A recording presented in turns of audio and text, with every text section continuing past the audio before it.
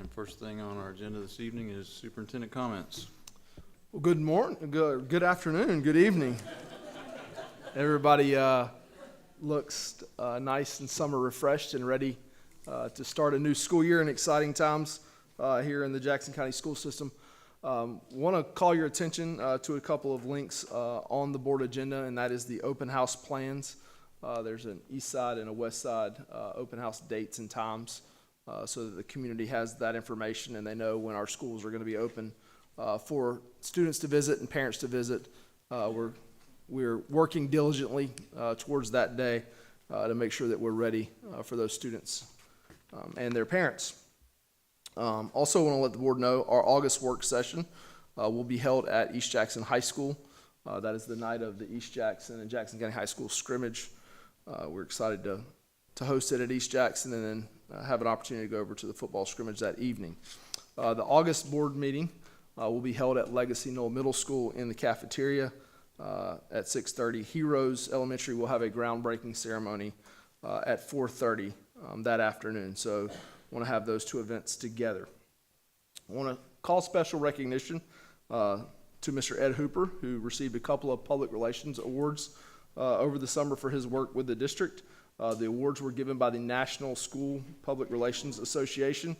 One was for his blog in the district, and it was awarded a National Award of Excellence, and his podcasts were named as an honorable mention award. So congratulations, Mr. Hooper, on that.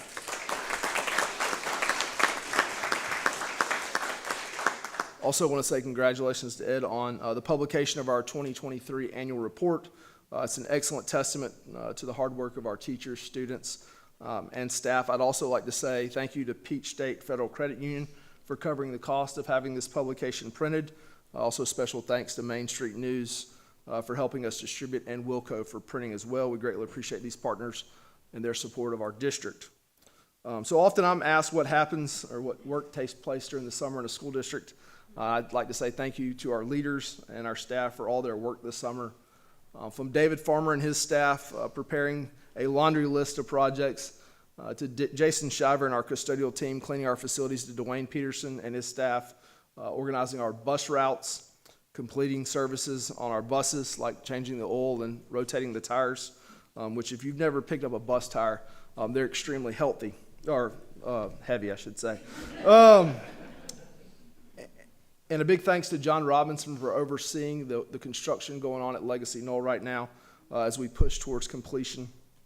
Also, Taylor Blake and our school food nutrition staff are preparing and planning meals for the coming school year, overseeing and ordering supplies and food. And I'm also proud of the work of our principals and human resources staff during hiring season.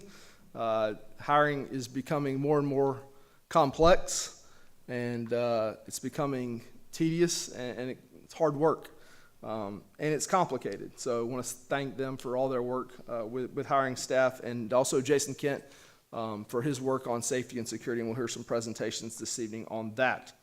What I'd also like to call your attention to a memorandum of understanding between the Commerce City School District, Madison County School District, and us for the GNETS program. We've been talking about this for a number of months. But that memorandum of understanding will be on our consent agenda tonight. We'll just be asking for your approval on that document. We've received it back from our legal team and have that information for you this evening. So without further ado, Mr. Hooper and PR first on the agenda.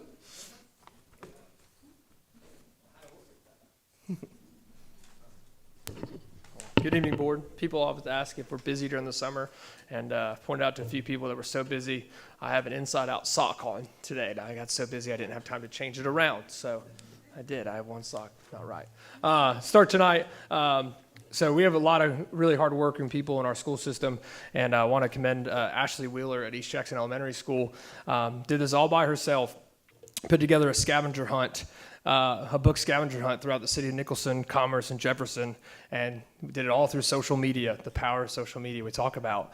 And she put out the clues, and families drove and got the free books. And when she reported back, she said, it was very clear, 1 book per family, please. And families actually said, hey, we know it's 1 book per family. Went to every location just to see if we were right. And so I thought that was really awesome. Just talking about small steps and making our community better and getting people to buy in during the summer. So bravo to Miss Wheeler and the work that she did at East Elementary. Heroes ribbon cutting, or groundbreaking rather. I think Dr. Brown already mentioned it. The 14th. So we're going to have a great groundbreaking there. Obviously, they're already moving dirt. If you haven't been by there in a while, it looks really, really good. The sign is up with the construction company, it's Carroll Daniel and Southern A&E. So everybody knows what's going in right there, which is going to be an awesome, beautiful 3-story school.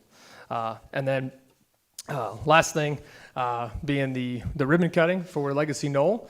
We're in a great position there. We're going to meet with Carroll Daniel this Thursday to make sure we have all our T's crossed and I's dotted. And so 10 o'clock Saturday morning, we welcome all community members.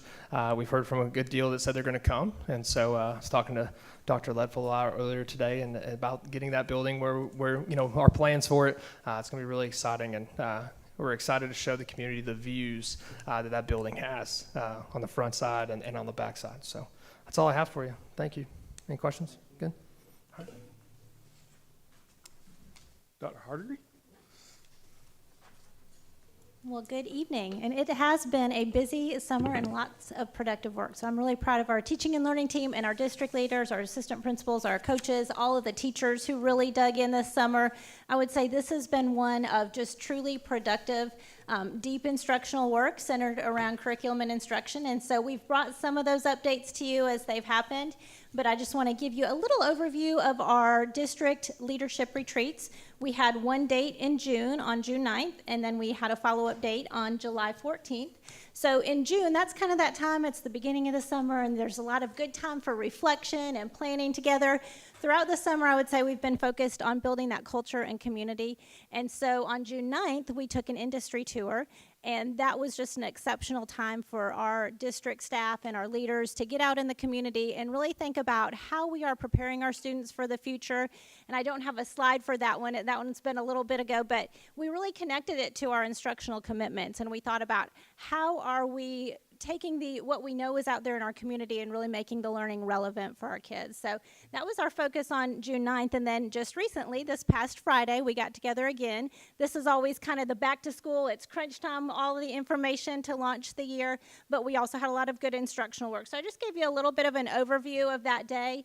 And I know maybe Dr. Brown has shared a little bit about the message that he brought and just really focusing on building that culture. We have a lot of new leaders, which is really an exciting time for all of us to bring in that perspective and deepen our relationships and really focus on what we want to go after together. So we had overviews from all of our different departments, giving our schools the critical information that they need to get started with the school year. Updates from finance and the initial budget and human resources, and Ms. Todd really focused on that idea of retention and how can our leaders really deepen those relationships with staff to really make sure that they feel valued and that we understand both the challenges and their hopes and dreams for what they want to really be able to accomplish in their work and really setting that purpose. So that was inspiring. And then we had updates from student services. We're continuing to focus on 7 mindsets, supporting PBIS, really making sure that we're all on the same page with student discipline and supporting our students through that lens. Ms. Trooper brought an update from public relations, and one of the things that you might come across is we have district handbooks that we're really proud of this year.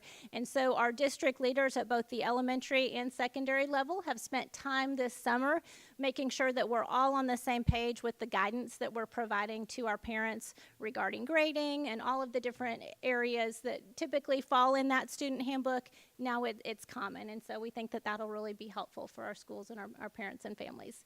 And then we had updates from operations under the areas of transportation, excited about all of the pieces there, school nutrition facilities, and safety. And so not to gloss over those, but I know all of those have their own little spot in tonight's meeting, but it was that time where we all got on the same page about all of those areas. And then I'm going to dig in a little more and share with you some of the pieces that we really have been talking about in teaching and learning. We've really been working to build that collective vision for excellence together.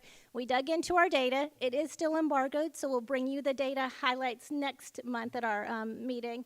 But we did dig in together as a district leadership team to really affirm our progress, and we have lots of great celebrations, and also to target those areas for improvement that we know we really want to work together on as a team. We looked at our balanced scorecard and where we met those targets and where we need to continue that work, and we just really affirmed our instructional commitments and the work we want to go after. And then our teaching and learning team and some of our other areas of district support, Ms. Dodge and our areas from budget and finance, are going to go visit our schools this week. So in June, we kind of set out that school improvement planning process and work together to launch that.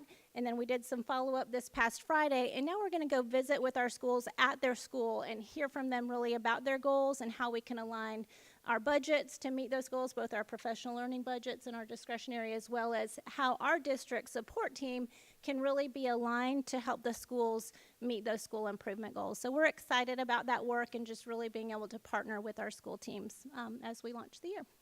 So if you'll go to the next slide. This is the same. Last year at our leadership retreat, we established some instructional commitments, and we're excited. It's always exciting when you get to year 2 and you're staying the course and you're deepening that understanding and deepening the implementation of something. And so that's where we are with our instructional commitments. We're kind of putting some of the structure behind that. So you'll see a few pictures from Friday's leadership retreat where our school teams are really working together, digging into the data, and having some great conversations about maybe things that we want to work on within both the school lens and the district lens. We had, you might have heard of a Jamboard, but just a little way for them to electronically capture the things that they're noticing about our data and where we are in meeting those goals, the things they wonder, and the things that we need to work together on. And then the next slide, this is just a snapshot of our district improvement plan. Like I mentioned, we rolled this out in June, and we continue to work together. So we have our district improvement plan and goals, and then our schools will be working kind of to nest their school improvement plan within those district areas of focus. And then we'll be working together. And just as just an overview of our district initiatives, which again, we've shared many of these with you already. You know that we've been doing pretty extensive work on our common assessments using the DNA platform. So these are the areas where we have targeted professional learning and district initiatives. We're really working to support our schools and professional learning communities, and that's kind of that next layer of, okay, we know what we want students to know and be able to do. Now let's really talk about it and collectively own all of the students in this grade level or in this course team. Let's make sure that we're talking about strong instructional practices, we're looking at our data, we're monitoring our students' progress and how we're doing with not just the teaching, but really focused on the student learning, where our students are. So we're very excited about the professional learning communities and supporting that work. As you know, we've had a strong focus on literacy and making sure that we have all of the components of House Bill 538, but really going beyond that, our district's in good shape. And we actually had a Literacy for Leaders time today with all of our elementary principals where we made sure that we just are on the same page about how we're supporting that and able to roll the year out strongly. And then thank you to Lisa and Tracy with our Canvas and digital learning support. We are in a great place with having really well-organized curriculum and instructional resources. We have all of that work that the teachers have been doing through the Understanding by Design framework, and establishing common resources now is really well organized. So we're excited when new teachers come back that we'll be able to share with them the resources that they need to be successful. And then we also are supporting our schools in cluster collaboration. So this is that vertical work where a lot of times it might be driven by the high school principal within that cluster, but it's our school leaders and teachers and whoever might be a part of that really working together to focus that work both through their school improvement plan and together as a cluster. So we want to dig into literacy. Let's get out in each other's schools. Let's talk about those instructional practices. So that's also something that as a district team we're working to support. And then also within our goals we have SEL continuing to work on supporting 7 Mindsets, PBIS, and then our safety goals. So that's just a quick overview of our district initiatives and the things that we've been talking about as we get together as district teams and school teams to make sure that we have clarity about how we're moving forward with supporting that. And then this is just a timeline. So you'll see Early in June, we brought to you our common assessment work, and now here we are just moving on forward from that timeline. We're excited to implement and then continue to hear from our teams, use that feedback cycle to continue to improve and deepen the level of work with that. So that is a quick overview of some of the district leadership work that we've done over the summer, and just a snapshot of really kind of the heart of our instructional work with teaching and learning. Any questions? I know that was a lot to throw at you, but we're really proud of the work. We appreciate all that work, because I know it took a lot, but y'all been busy. So, We have a strong team, and everybody's been working hard. So we're all proud of that work together, and just grateful to have a team that is focused on providing the best for our students. very good, thanks. Okay. Okay, and then next up, I have to bring to you, we have a revision of the board policy IHF 6, and this is our graduation requirements. So every once in a while, we just come across some pieces that we recognize we have to adjust slightly, and this is a fairly slight adjustment, but I want to draw your attention to on page 6 of this policy is the first revision, and they are highlighted there for you. So as we are growing and we are getting transcripts from many different districts, one of the things that we realized was the need to explicitly spell out that transfer grades will be posted on the transcript exactly as the transcript shows. So that's the highlighted yellow part right there, and that was just an addition. Sometimes there have been questions about, as you know, with honors or dual enrollment or AP, we will add 10 points. But that is not to a transcript grade that comes to us. It's just saying that the sending school needs to make sure that everything is final on the transcript when they send that, and we're not in the business of deciding whether or not, to add that 10 points. That needs to happen at the school who sends the transcript. So that's just to clarify there. And then if you go down to the bottom of that page, this was actually a revision that was already made, but it is still highlighted because we still had the 30 weeks in there. This is just due to the change to block scheduling, that we pull that grade at 3 years and 18 weeks, not 3 years and 30 weeks. And then if you scroll to the next page, that comes up again, the same revision, 3 years and 18 instead of 3 years and 30. Whoever's running that, if you'll just keep scrolling on down. Okay, and then if you look at the change in the grading scale, you'll see that it's been revised slightly. An A should be 90 to 100. It was a little misleading because we only offer those extra points for courses that are honors, AP, dual enrollment, or IB. That was never intended to be so that students could earn extra credit over 100 in another type of course. So that was just something that we explicitly made sure that was clear. And then finally, we added just the words we previously said for honors and AP advanced placement points there at the bottom. We added the piece about it being a core or HOPE eligible dual enrollment course, wanting to make sure that we had captured all of the courses that we should in terms of looking at academic rigor there, and those that should receive that additional 10 points. So those are the revisions to that policy. And with it being a revision, if you feel comfortable, we could go ahead and add that to vote on in the consent agenda tonight, or it can lay on the table. So that's just for your review. Any questions about that? All right. Thank you. Thank you, Dr. Hardigree. Ms. Todd?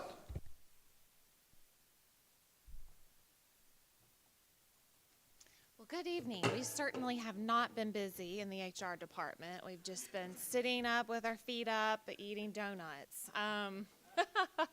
Just kidding. I do have a hiring update for you for this evening. We are looking good. We have 5 certified teaching vacancies as of right now.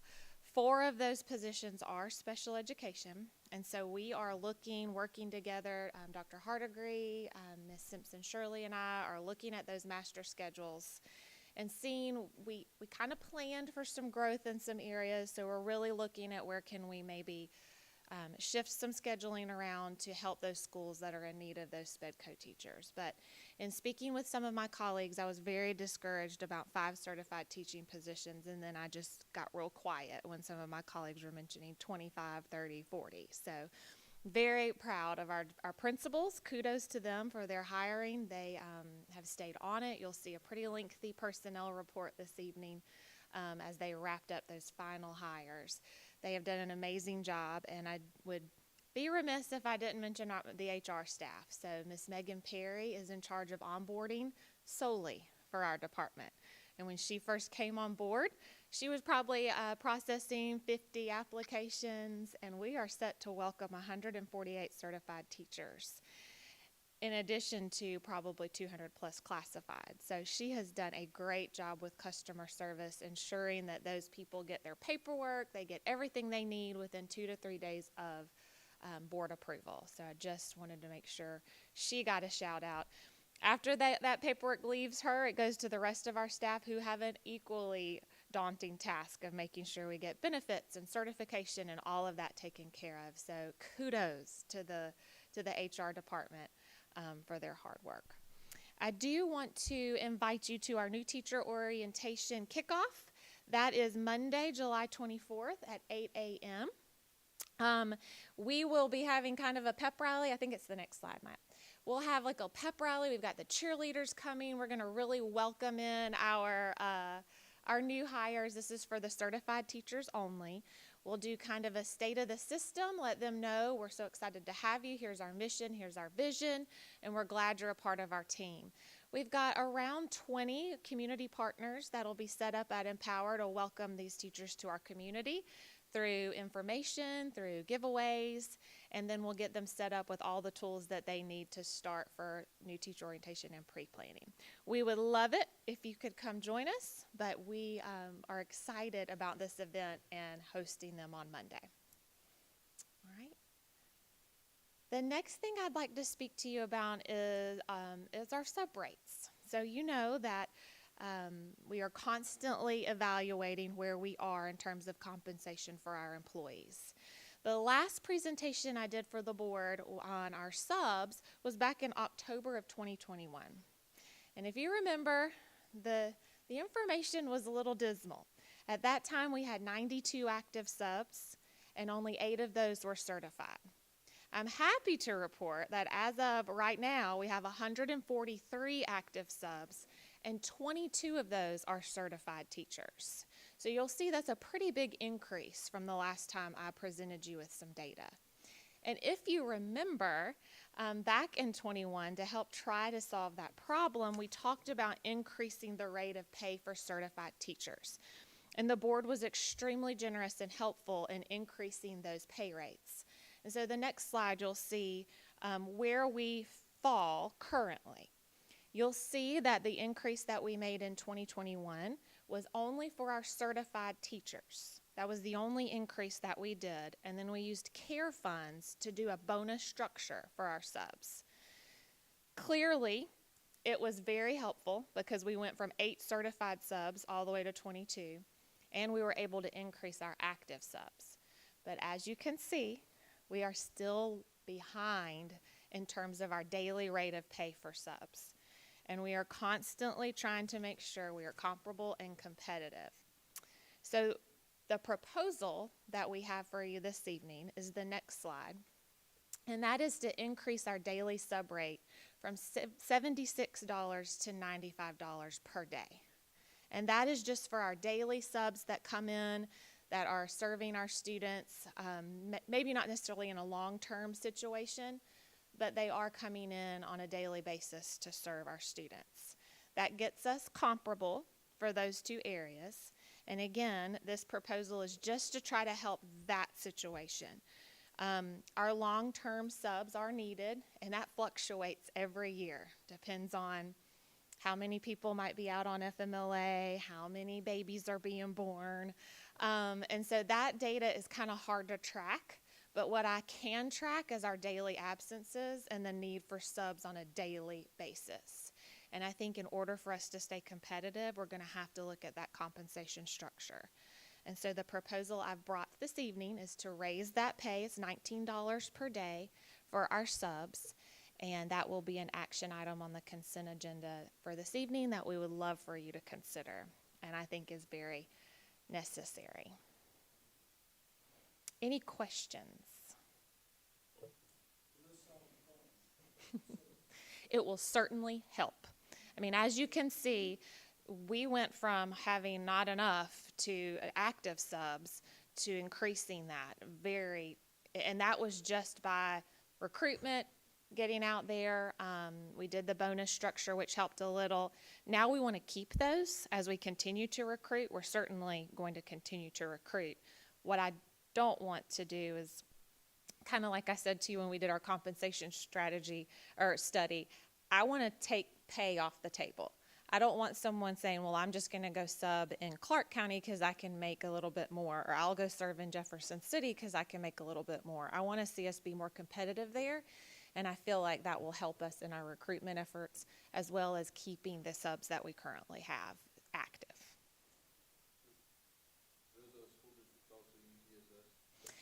All of them but Jefferson City, the ones that I shared with you. I really did not realize that we were that far behind the others. So I appreciate you recognizing that. Yes, ma'am. It can be, yes. That's a daily rate of pay that we're proposing. So if they worked half day, it would be half of that. But most of our subs try to do a full day. But they are not gonna be here at 8 hours, but still, coming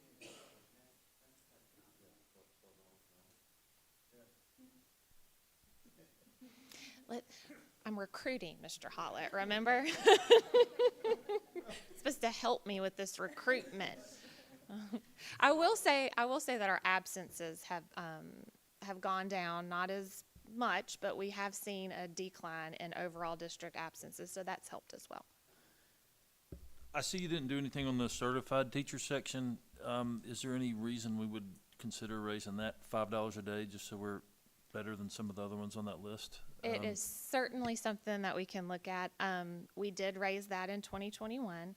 And when I took the proposal, I had to make sure that Ms. Dodge was supportive of our budgeting.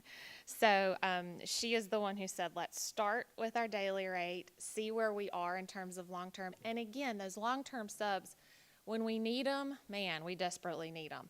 But they're not, we used 38 last year, if that helps you. So, but we need on average 50 to 60 subs every day.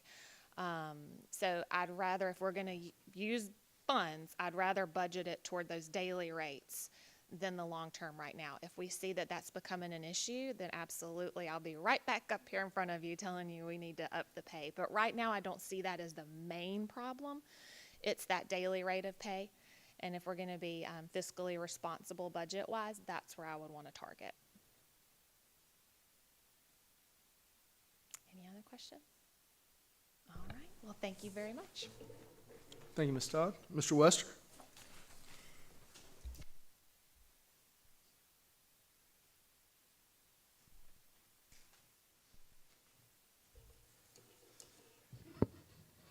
Good evening, folks. I promised Mr. Sanders a one-breath summary. I'll see what I can do to make that happen. Looking at enrollment, what I can tell you is that it's in flux right now in terms of kids coming in and coming out. Our central registration is busting at the seams. So they're seeing dozens of families each week. And so we do know that we have lots of folks who are coming, but we also know that we're losing some students as well. And so that is why we say we're kind of in flux. So I can tell you that we'll have a solid number for you next month. But the growth that we're all seeing in our county is certainly going to continue to see our system grow as well. So I anticipate that number will be a healthy number, well above 10.5 probably. But we just can't give you a rock solid number right now because it wouldn't be as accurate as we'd like it to be. So just let you know we're still growing. And then the other commentary we had was on the code of conduct.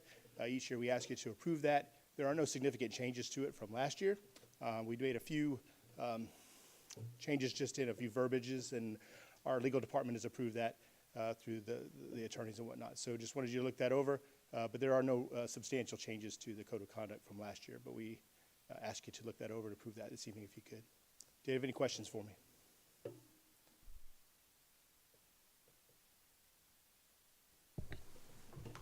Wasn't one breath, Mr. Sanders, sorry about that. Thank you. Ms. Dodge?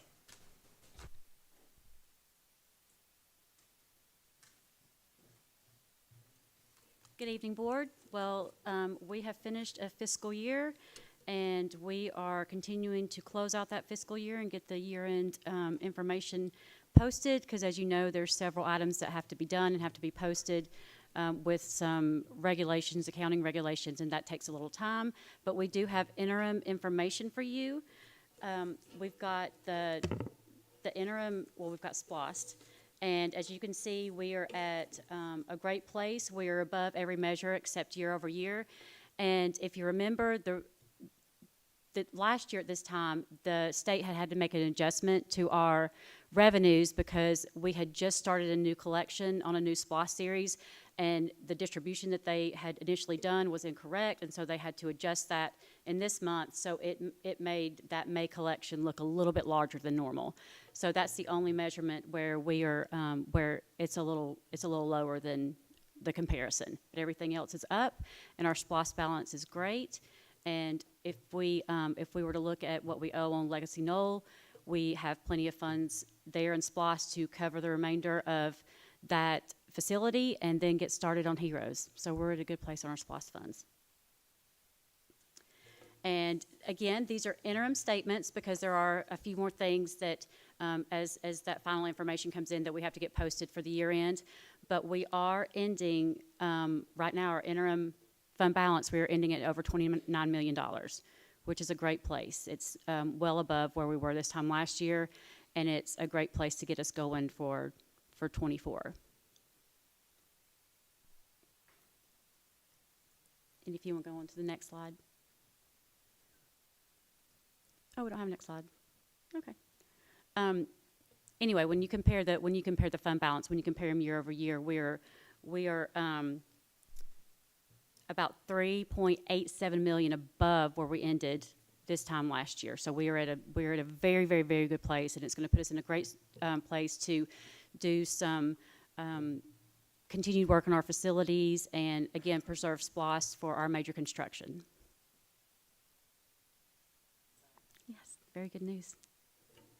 Thank you. Thank you, Ms. Dodge. Mr. Schofield?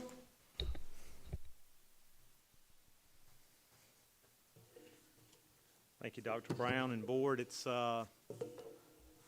just want to say I continue to be proud to be a part of the Jackson County team. It's been an exciting year. It's that time of year where everyone's working hard. The operations team gets a lot of kudos for the efforts they're doing. Dr. Brown mentioned that. I certainly want to second it, but you know, I come from my dad was a football coach. I tell people that. He'll call me today and say, "Are you working hard?" And I say, "Dad, I don't sweat anymore. You know, I quit sweating a while back. I don't sweat." That's what we deem as working hard, right? As I say that, I've been the witness to a lot of sweating, okay? And some of that sweating has been around this table with teaching and learning. Much of that sweating's been around the human resources table. They've worked extremely hard. I watch Anna's group work hard. I also witness our teams work hard. You know, I'm very proud of our custodial staff. I'm very proud of Mr. Farmer and his group. They've just elevated. They just continue to elevate, and those expectations continue to rise. Our transportation group's coming together. Our new fleet manager's on board, and we see a lot of great things going on there. Mr. Peterson, just proud of him and his supervisory staff. Just a lot of good things. A little bit of change, and a little bit of, with that comes heartaches and some things, but excited about where we're going. I give kudos to school nutrition. Had a good summer. Their group's coming back next week, so we'll put them to work when all our managers get back in the buildings, full blast. And they will be sweating. Mr. Kent, of course, is the safety and security team. So I give him a lot of kudos for where we've going there and the direction we're moving in. You'll hear from those groups in just a minute. But just want to say that, we continue to improve as a team. Just very grateful for your support. I'll just mention that, and I very much appreciate that. At this time, I'm going to let Mr. Farmer come up and give you an update on our facilities. Thank you, Dr. Brown and Board. I appreciate the opportunity to be a part. And if we could bring the monthly project update up so we could show some pictures and kind of talk through that. We have been busy this summer, to say the least, and a lot of projects going on.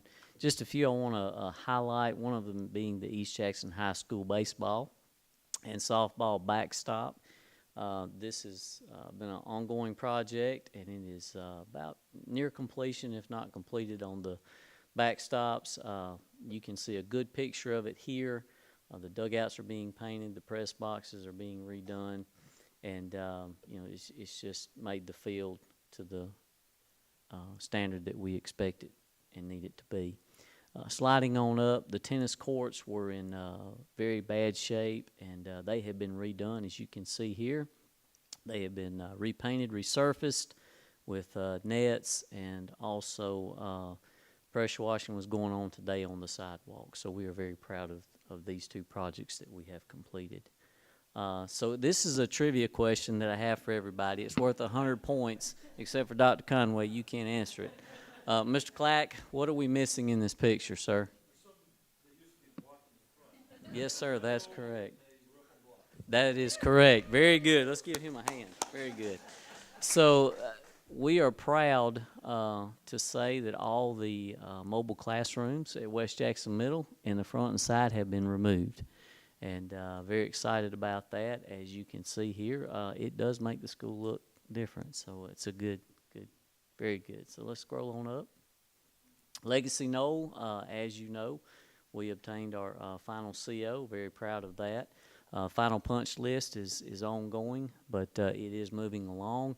Sod landscaping, as you'll see in some of these pictures, is being finalized. The owner's training, which includes myself and all of my team, is in full swing, and we have begun that. Very important for us on the facility side. The custodians have already started work, and they are full swing also with getting the equipment and getting the school ready for our open house coming up and ribbon cutting ceremonies. And the IT department continues to move and is ongoing, and we appreciate those guys and what they've done to make that happen. So thank you. As far as upcoming and planning, the teacher move-in is still set for July 24th. That is on schedule. The ribbon cutting, 7/29 at 10 a.m., and of course open house at 8/1. And the first day of school, which we're all looking forward to, I know myself I am very excited about that in this role. So that'll be August the 3rd. So we can scroll on down. I'm not going to spend a lot of time on these pictures. You have those, but if we can kind of just scroll through, and this is Legacy Knoll, kind of see some of the areas. Very proud of everything that we see here, the media center, art room, and serving lines, and keep going up. And this is actually one of the exterior logo signs. It's on the side of the building as you come up. So we are very, very excited about that. This is a quick overview, and as you can see, come on up a little bit more, you can see the field. And Heroes is in full swing, as you can see here. We've got the piping erosion control measures that have gone in or continue being worked on. The foundations have begun. One of the exciting things I can bring to you is that we are planning on pouring concrete tomorrow morning. It'll be our first pour if the weather permits, and right now it looks like it will. And then also we'll start the foundations on Wednesday. So we have a very aggressive schedule because we intend on opening that school beginning of next year. Can we go to the drone footage that we have? This footage was taken by Mr. Kent. I appreciate him going out and taking it. He did do a flight himself on the drone. Instead of flying it, he ran around the building holding it. And I had to tell that because when I saw it, it was hilarious. He told me, but he did a good job. This is inside Legacy. first floor, as you can see. Just one of the typical hallways, science labs.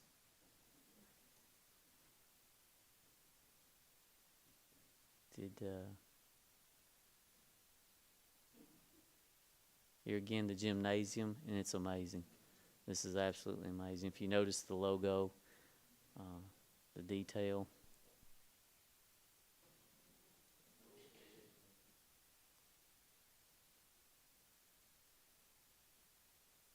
Like I said, we are very proud of this project and the attention to detail that was put in.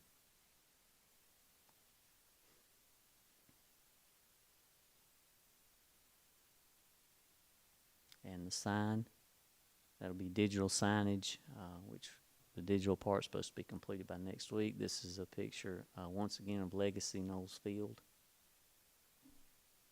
And then the wood flooring in the gym. So I want to just take a minute and say I appreciate my facilities team, everybody that has worked hard on this project, all the other numerous projects that we have, Joe David, Chris Martin, Jason Shiver, John Robinson, Lorna Morris. That's our facilities team, along with all our techs and foremen and managers and custodians. Everybody that has really came together and done such a great job. And I just appreciate all their hard work and their dedication. So thank you, Dr. Brown. Board, do you have any questions? All right, thank you.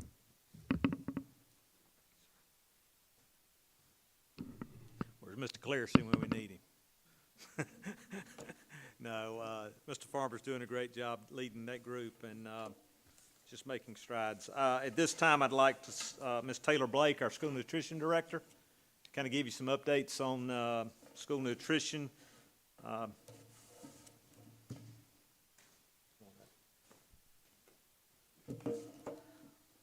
Good evening. As Pat said, my name is Taylor Blake, and I am the new school nutrition director here in Jackson County. It is a pleasure to be here, and I appreciate your time this evening as I provide a few updates regarding the school nutrition program. I'd first like to thank the board for your continued support of our program. We're only as successful as the partnerships that we're able to create, and your support is a vital piece of that success to meet the mission and vision of the district. The Jackson County School Nutrition Program's mission is aligned with the county's, and that we aim to be an integral partner in student success, providing healthy, balanced meals, nutrition education, and community engagement to enrich and support teaching and learning with a professional, dedicated staff, all working together to provide meals to make students successful. To start, I would like to present a few updates regarding free and reduced meals. This program is available to students and families who qualify for this often much-needed benefit. Firstly, as a reminder, students who were approved for free and reduced meal benefits in school year 22-23 will continue to receive those benefits through the annual grace period until September 14th of this year. We encourage all families to reapply for free and reduced meal benefits prior to this date in order to avoid a disruption in their benefits. Starting this school year, there are 2 new categories for direct certification. Students who receive Medicaid benefits may be eligible to receive direct certified for free or reduced meals beginning this school year. Direct certification lists are sent monthly by the state and include qualifying students based on means-tested programs. Please note, however, that not all Medicaid students will automatically qualify. It is still an income-based determination. In addition, and probably the most exciting of these updates, on June 15th, the Georgia Department of Education State Board approved State Superintendent Woods' recommendation to authorize the use of ESSER funds to reimburse school food authorities for the remaining cost of reduced price breakfasts and lunches not funded by federal reimbursement. And what this means is that the state will be paying for the 30 cents and 40 cents that reduced qualified students would have paid for this school year for breakfast and lunch, respectively. Next slide, please. As you're aware, Jackson County opted into the USDA Special Assistance Alternative Program for school year 22-23, Provision 2, to assist our families in transitioning from the years of no-cost meals during the COVID-19 pandemic to students paying based on eligibility with the expiration of those waivers. Upon further research, it was determined that we would not move forward with provision 2 at breakfast for the 23-24 school year due to the costs that would be incurred by the district to cover the cost differential between the cost of serving breakfast at no charge to all participating students and the federal reimbursements for those meals. Therefore, we will return to standard counting and claiming at breakfast this school year, where students will pay based on their eligibility. Breakfast prices have remained the same since 2014 and will not be increased this school year. This is to help ease our families back into paying for school breakfast after an extended period of not having to do so. The cost of elementary will be $1.45 and $1.55 at middle school and high school. Before I conclude tonight, I would like to take a moment to say how incredibly proud I am of our teams working in our school cafeterias. These hardworking individuals consistently show their level of dedication to the students of our district, making sure that they have the healthy quality meals that they need to learn and grow. I am fortunate to be part of this incredible team. And thank you for your time. Any questions? Thank you. And last but not least, I'd like Mr. Kent to come up with a few updates on safety and security.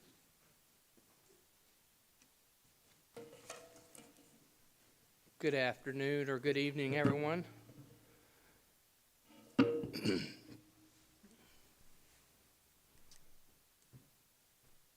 Thank you for making that a little bigger for me. So those that you don't know, there was a law update for returning into school safety that was passed by Governor Kemp and the state legislators this July 1st that came effective.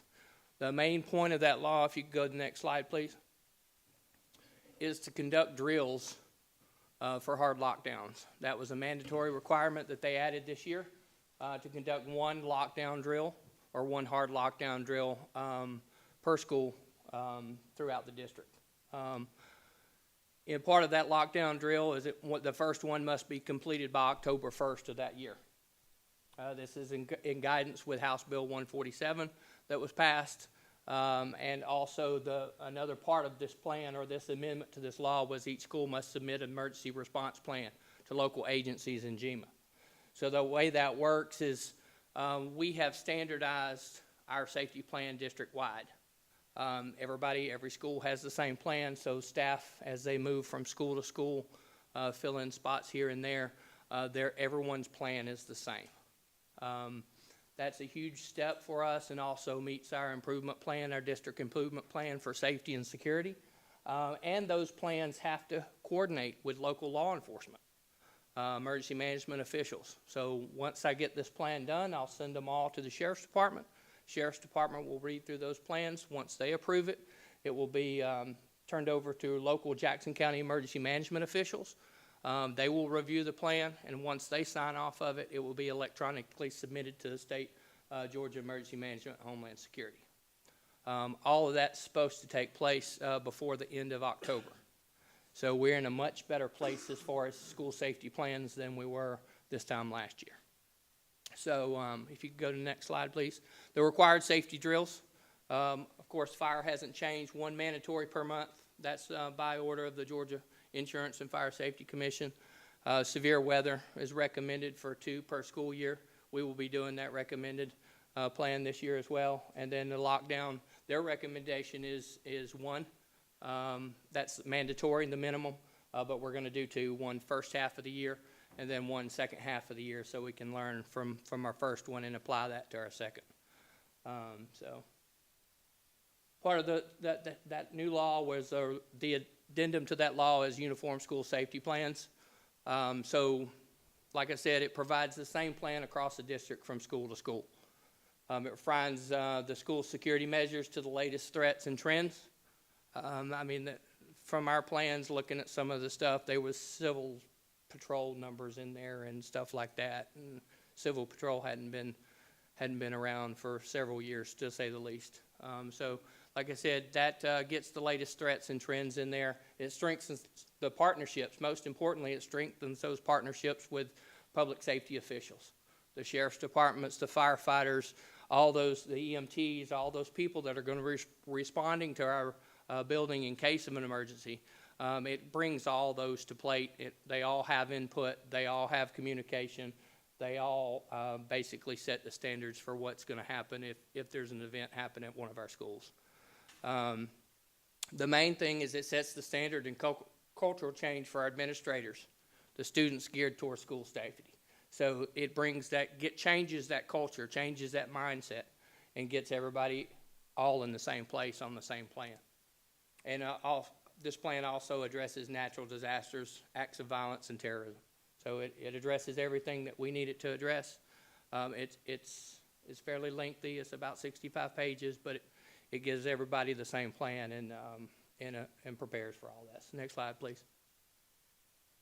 So a part of that state law is the legislators and Governor Kemp also provided $50,000 per school in safety funding. We're well in progress or well in the process of spending that $50,000 per school. And our most immediate need identified was additional camera coverage for areas of high risk inside all the elementary schools. Not a lot of our schools, elementary schools, have that additional coverage that we so desperately need inside the school. So we've addressed that. We've started with projects at South Jackson and West Jackson Elementary. Those projects, for the most part, are completed.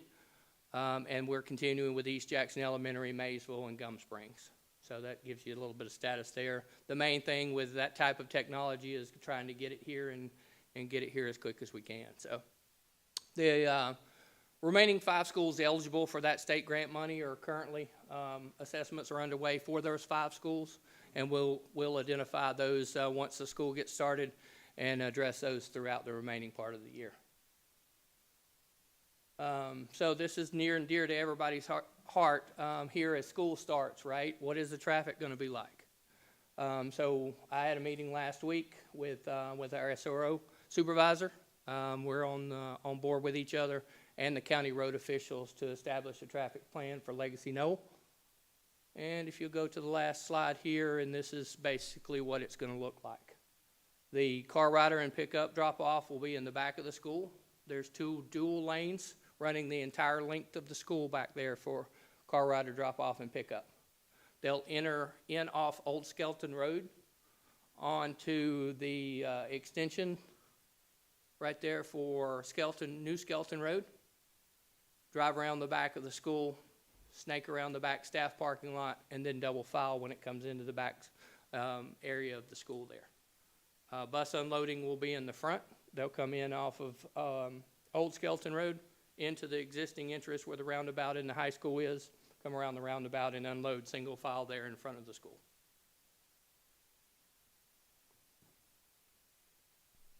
Any questions about the traffic or any safety improvements? Yes, sir. You're gonna go ahead and pave the grass in that roundabout? Hopefully, we're gonna be able to improve the signage at that roundabout so people don't go straight instead of going around it. The construction has been rough on that roundabout here lately, so buses they've been able to navigate it fine without running into the grass so far. We'll work with Dwayne's group to make sure that doesn't happen.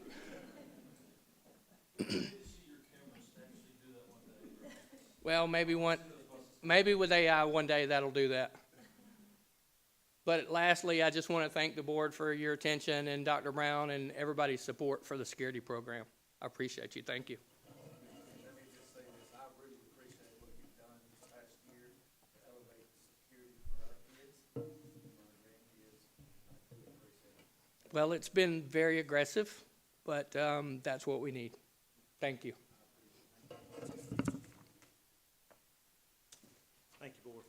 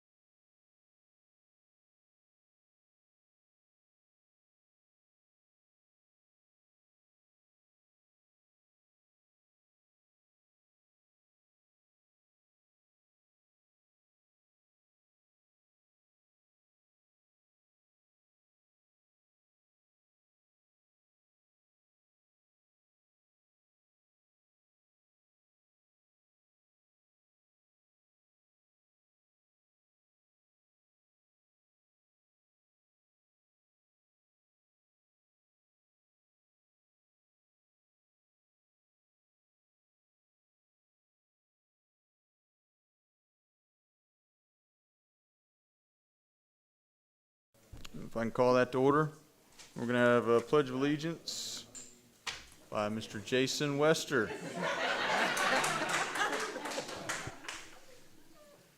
Please stand, remove your hats.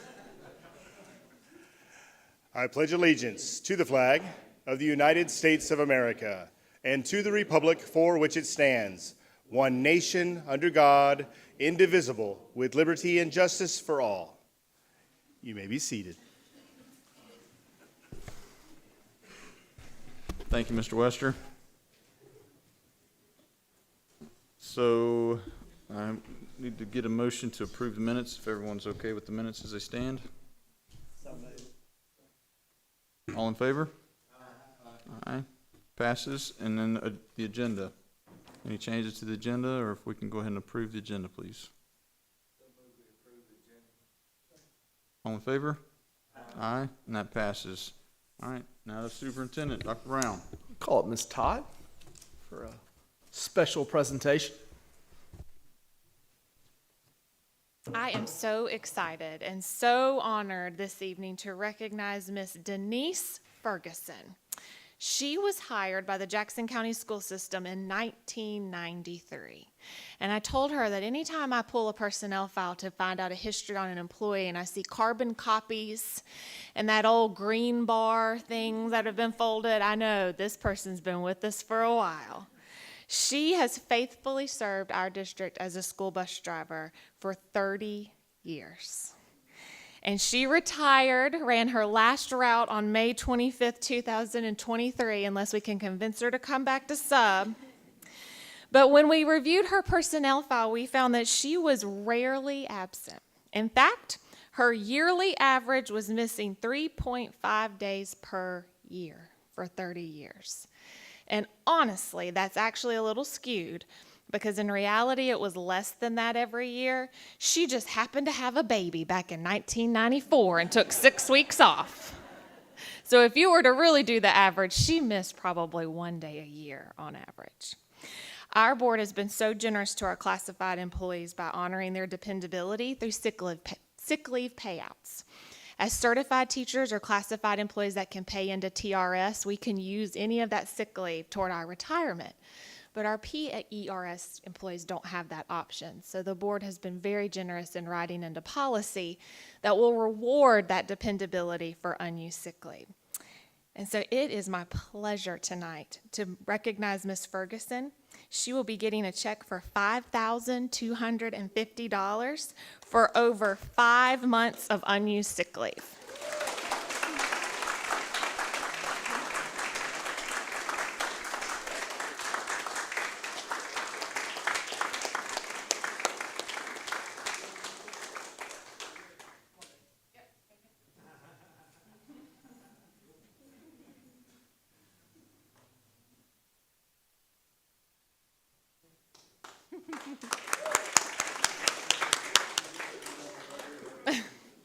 I spoke with Ms. Ferguson just briefly, and she is headed to Alaska soon, so we hope that will help her on a great retirement trip.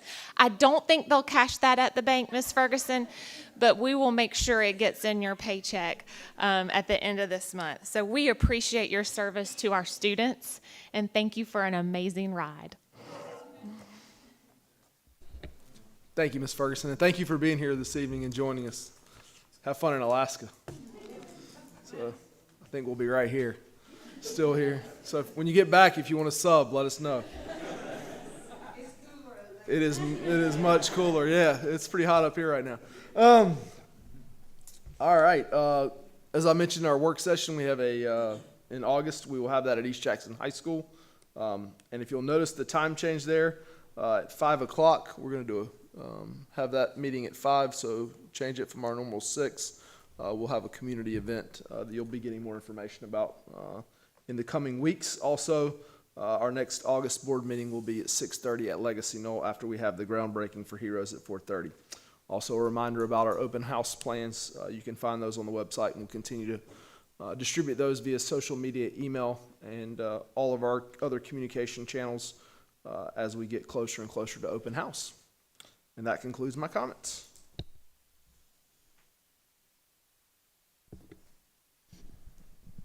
All right, So now we have public comment. Does anybody sign up for public comment this evening? Hearing none, go to our consent agenda. Anyone want to talk about anything down that before we approve that? Nope. If I can get a motion to approve the consent agenda, please. All in favor? Aye. All right, that passes. We do have a need to go into executive session. You'll excuse us for a few minutes. We need to vote, go into executive session. Sorry. I have a motion to go into executive session. All in favor? Aye. All right.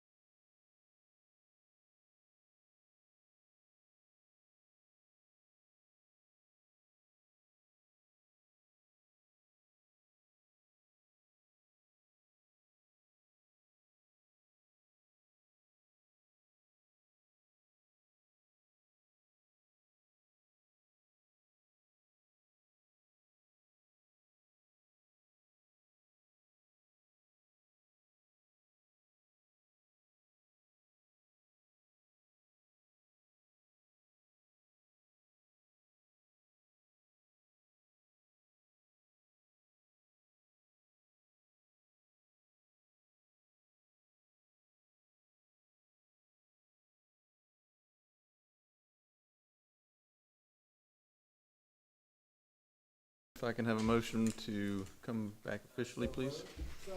All in favor? Aye. All right, welcome back. We do have one thing to vote on, personnel list. Everyone agrees with the personnel list as seen. If I can get a motion to approve it. All in favor? Aye. That passes. We stand adjourned. Thank you, everyone.